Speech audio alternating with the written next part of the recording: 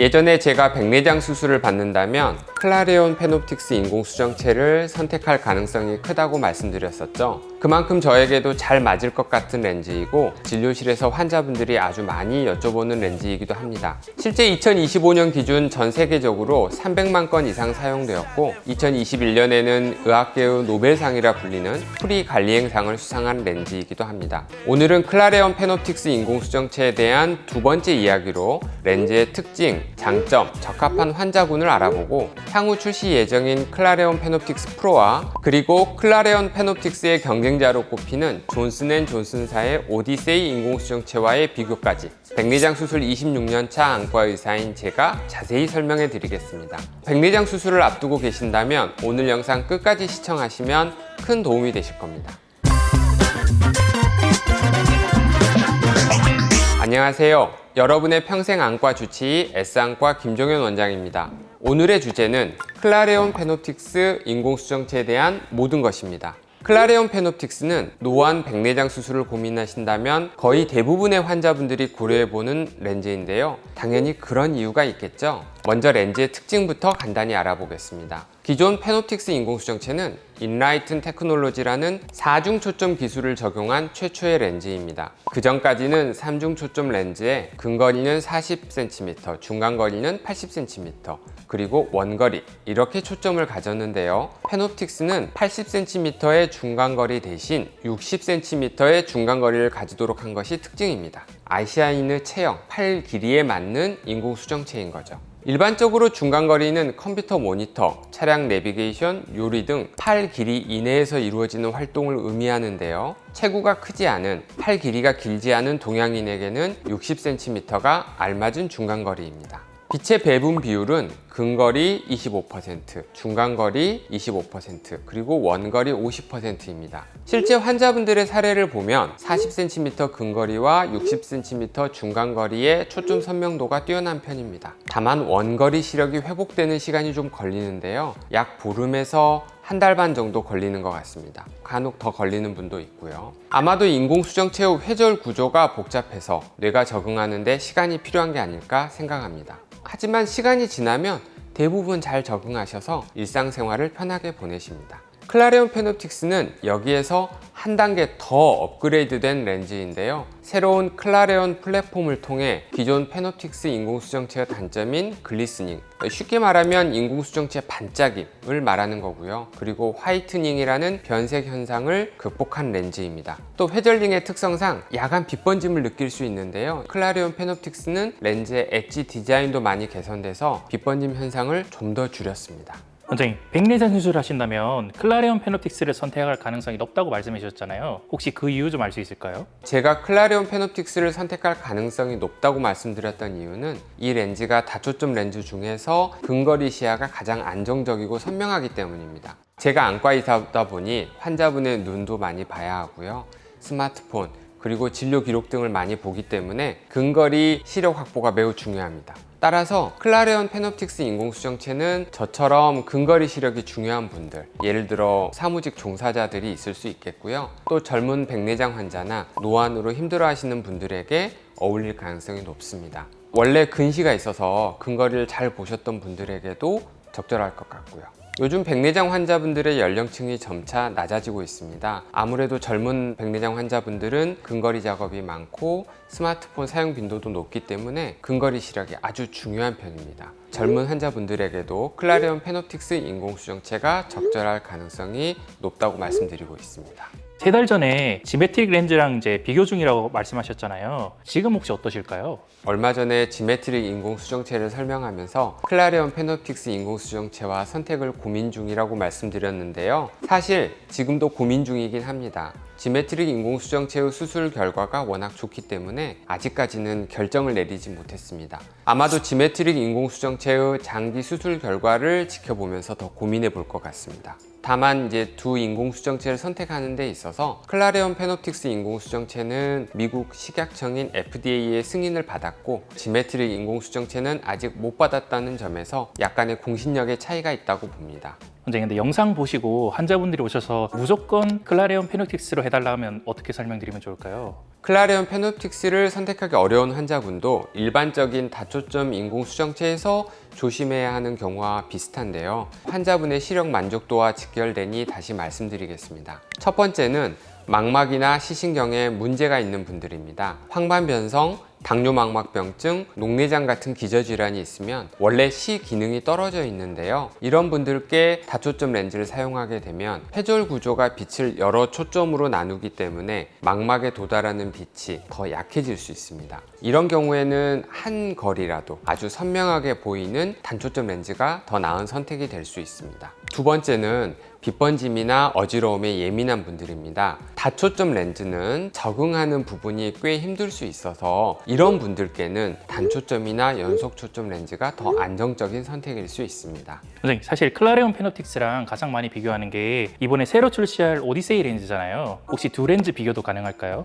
그러게요. 의외로 오디세이 인공수정체를 문의 주시거나 또 기다리시는 분이 많더라고요. 그렇지만 이제 현재 촬영일 기준으로 아직 오디세이 인공수정체는 국내에 공식 출시 전입니다. 현재는 일부 대학병원에서 임상 테스트 중이고요. 또 저희 병원에서도 사용을 위해 준비 중입니다. 사실 자세히 비교해 보려면 따로 영상을 만들어야 할 것 같은데요. 이번에는 간단히 말씀드리겠습니다. 클라레온 페노틱스 인공수정체와 오디세이 인공수정체는 전부 다초점 렌즈입니다. 근거리, 중간거리, 원거리를 모두 안경이나 돋보기 없이 볼 수 있도록 하는 인공수정체들인데요. 클라레온 페노틱스는 이전에 말씀드린 대로 사중 초점 기술을 접목해 각 초점에 배분되는 빛의 양을 세밀하게 조절하여 빛 낭비를 줄이는 인공수정체입니다. 반면 오디세이 인공수정체는 존슨앤존슨사에서 출시하는 인공수정체로서 이전에 시너지라고 하는 인공수정체의 후속 모델입니다. 회전형 3중 초점 기술과 그다음에 연속 초점 기술을 병합해서 중간거리를 길게 늘렸고 빛 활용률도 이전 모델보다 더 높였습니다.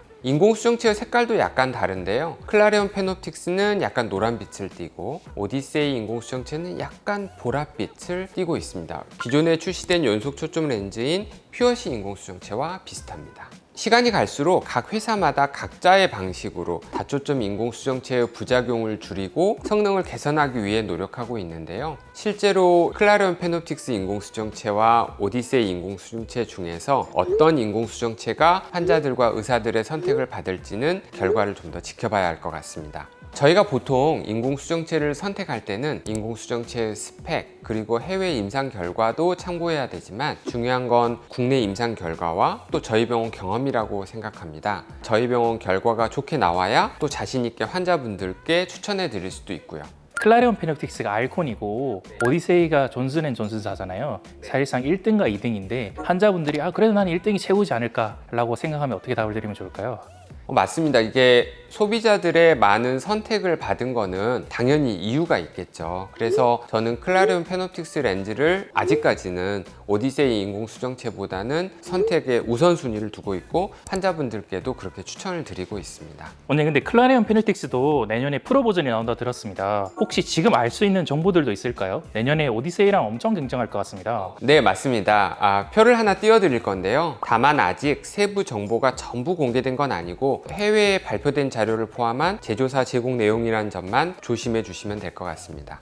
간단히 말씀드리면 클라레온 페노틱스 프로는 기존 클라레온 페노틱스 렌즈의 광학적 설계를 좀 더 다듬어 가지고 빛 분배 효율과 대비감을 개선한 렌즈입니다. 먼저 빛 활용률을 약 94%까지 올려서 빛 손실을 줄였습니다. 특히 그동안은 클라레온 페노틱스 렌즈는 원거리가 살짝 부족한 느낌이 있었는데 이 부분도 더 개선될 수 있지 않을까 기대해 봅니다. 두 번째는 회절링 디자인을 개선해서 빛번짐과 같은 광학 부작용을 줄이는 데도 신경을 썼고요. 그 다음으로 인라이튼 NXT라는 기술이 적용되어 원거리 초점 비중을 늘리고 중간거리와 근거리를 더 부드럽게 연결해서 야간이나 좀 더 어두운 환경에서도 사물 구분이 좋아질 것으로 기대됩니다. 인공수정체 삽입 방식도 오토노미 방식이라고 해서 이 프리로딩 방식이 채택되었는데요. 쉽게 말해서는 렌즈가 이미 삽입 기기에 들어있는 상태로 제공되며 삽입할 때는 이산화탄소 기체를 이용해서 자동화된 방식으로 렌즈를 부드럽게 삽입하는 방식입니다.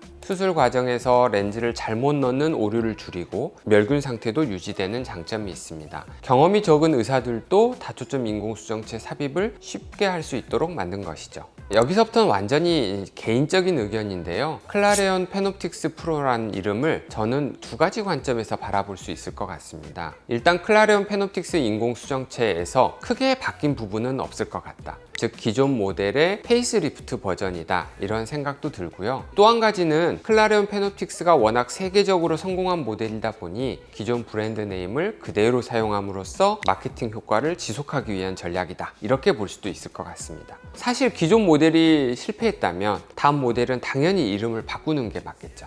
원장님, 사실 이번 영상의 핵심 중에 하나라고 생각하는데요. 이 영상 보시고 오디세이나 클라레온 페놉틱스 프로를 마냥 기다리겠다는 사람들도 많을 것 같습니다. 시간이 지날수록 더 좋은 인공수정체가 출시되는 것은 당연한 거겠죠. 하지만 또 본인 눈 상태에 맞는 적절한 수술 시기도 고려해야 합니다. 그래서 수술 받으실 병원에서 눈 상태를 확인해 보시고 본인 눈 상태에 맞는 적절한 인공수정체로 수술을 받으시는 것이 제일 좋은 수술 결과를 가져올 수 있다고 생각하고, 또 진료실에서도 실제로 그렇게 추천을 드리고 있습니다. 참고로 오디세이 인공수정체의 국내 공식 출시는 올 연말쯤에, 그러니까 25년 말이고요. 클라레온 페놉틱스 프로의 국내 출시는 내년 중반쯤, 그러니까 26년 중반기쯤으로 회사에서 예상하는 것 같더라고요. 하지만 이건 국내 상황에 따라 변동될 수 있으니 이 점도 고려하셔서 인공수정체 선택에 참고하시면 좋을 것 같습니다. 오늘 말씀드린 내용을 정리해보면 클라레온 페놉틱스는 모든 거리에서 균형 잡힌 시야를 제공하는 우수한 프리미엄 다초점 인공수정체입니다. 저처럼 근거리 시력이 중요한 분들이나